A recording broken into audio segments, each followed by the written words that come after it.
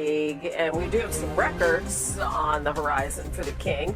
In his 24th season, a chance to move into 4th in assists all time. He needs 76 to pass Jay Kidd. 29 steals shy of passing the glove, Gary Payton, for the 5th most on that list, which leads us to a very special LeBron edition of Full Court Press. Y'all ready? Okay. Let's begin with senior writer Anthony Slater, who covers the Warriors. What's the latest on their pursuit of LeBron, Slater? Yeah, they continue to get indications that they're on LeBron James' short list, but, I'm here to grow a belief from them that they don't necessarily believe they're at the top of that short list. And, if they're not able to get LeBron done, you're looking at a roster that probably is going to remain relatively stable. They've re-signed Melton, Porzingis, Horford, Draymond Green is likely back. But you do have people around the league wondering, looking at the Warriors' draft ammo, looking at the way they strategically structured Kristaps Porzingis' contract so it can be traded, and wondering if they can execute a trade that could maybe lure LeBron James. Yeah, that's Anthony Davis' question of it all. All right, Jamal Collier covers the Cavs. Jamal, what are Cleveland's plans to lure James back home for that 3rd and final chapter? Well, there is interest in that 3rd reunion with LeBron James, but the Cavs also have some roster things to figure out.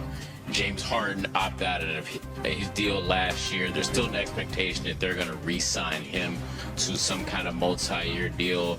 But the Cavs were over the second apron last year, Hannah, which means they only have the vet minimum to offer LeBron at the moment.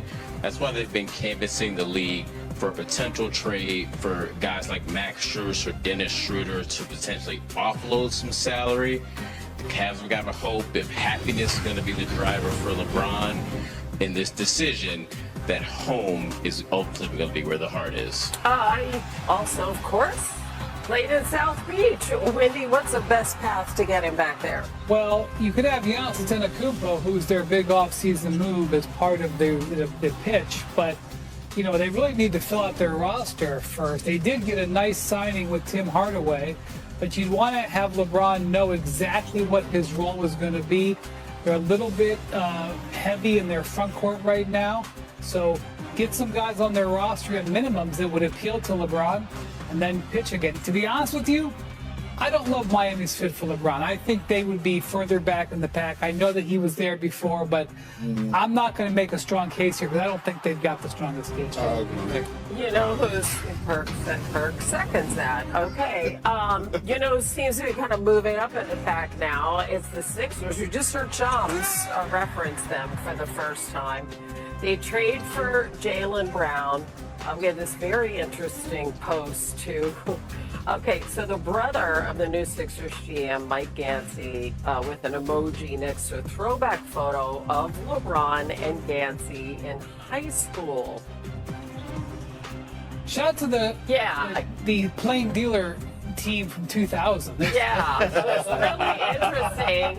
Gansey was runner-up to LeBron for Ohio's Mr. Basketball Award. I don't know if that's we're drawing too many parallels. It's a cool here, photo. Why not? It's a cool photo. Yeah. But he won a ring with Gansey. Yeah. There you go. Does Gansey and the Sixers, do they have another move here to entice LeBron? What does this look like now? Well, all week, Brian Windhorst has said, go make a move, right? Go make a move if you want to entice LeBron James to come. And what Philadelphia did yesterday was they swapped out a 36-year-old and Paul George, as we could show on the 3D lineup, for a 29-year-old James Harden.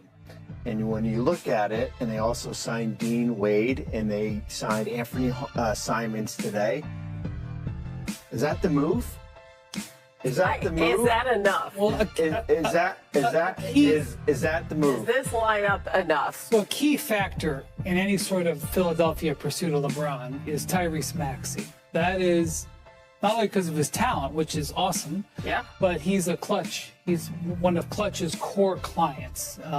He's basically part of LeBron's extended family. So you would not only have Jaylen Brown as the addition, you would have Tyrese Maxey as your drawing card. Wait. So can you explain that? So Rich Paul, Tyrese yes. Maxey. What do you mean that he's key? You mean like a conversation between Absolutely. the two, the recruiting of LeBron? There's a long-standing relationship between Right. Tyrese Maxey and LeBron because of clutch. Right. Like, they recruited Tyrese Maxey out of college. They've nurtured them together. They've been to many events together.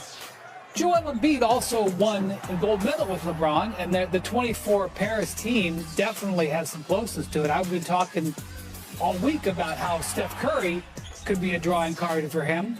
So there's that connection too. But the connection to Philly is Tyrese Maxey. Tyrese Maxey and the clutch connection, that would be where you would make your recruitment. And then obviously the Jaylen Brown move is a statement that we can win the Eastern Conference.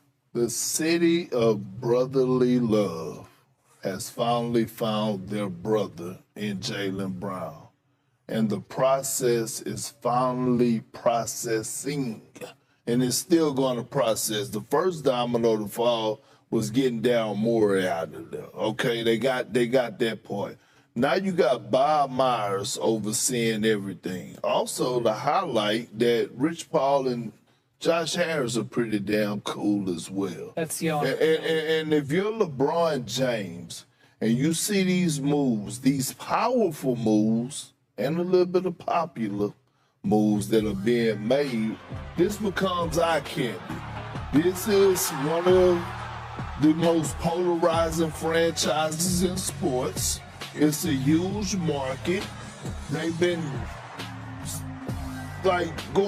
they've been dying. They were embarrassed. Yeah. They were embarrassed by the Knicks in the playoffs. They were, but Absolutely embarrassed. But Hannah, they've been dying to make a legit finals run.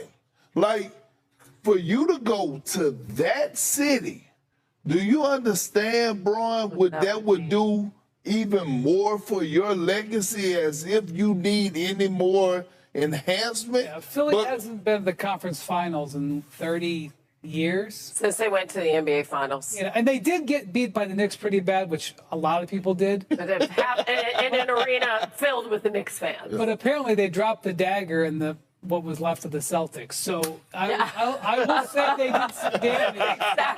Exactly. I was truly hoping that we could retire the phrase "the process." Can we? Can we please retire that phrase? You said we're still processing. But Hannah, I don't think the process ever started. They tried to get it started with Ben Simmons, and then they moved on to Paul George. So at least it's starting to process a little bit right now. Listen, the Knicks won for the first time in 53 years. They have not won a title since 1983. God bless America. Last word here, Bobby? Well, we're going to do it in the next segment. How about that? Where do they stack up in the Eastern Conference? Oh, Bobby with the tease. Man, you're still but getting here. Like, come on, for LeBron to announce he was joining the Lakers. Yeah, we kind of felt like that one was coming quickly. Yeah.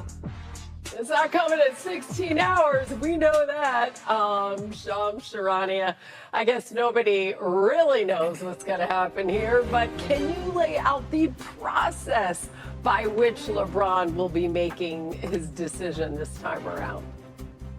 And LeBron James right now is in Ohio, spending family time, getting back to the golf course after making his decision to leave the Lakers on Tuesday.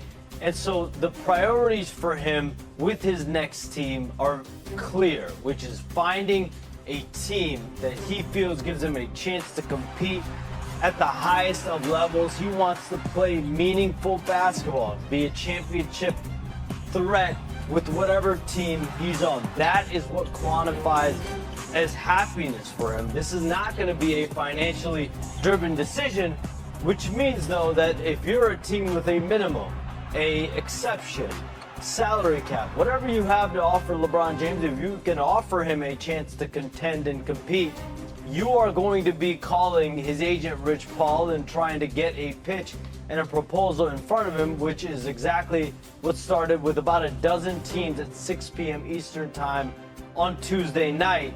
But when I talk to teams around the league, 3 organizations really stand out in this pursuit: the Warriors, the Cavaliers, and the Miami Heat. So now LeBron James, who's in no rush, will take his time to figure out whether it's among those 3 teams or an outlier team that develops. Yeah, it'll be interesting to see if somebody comes in, swoops in, and makes an offer that he can't refuse. Shams, thank you so much. We thought we would play around with these pitches a little bit. So okay, Perk, you want him to go to Golden State. So pretend like you're talking to your close personal friend, Rich Paul, who we know you have on speed dial. Yeah, you call him. And give who's not returning. We who's talked not that out. returning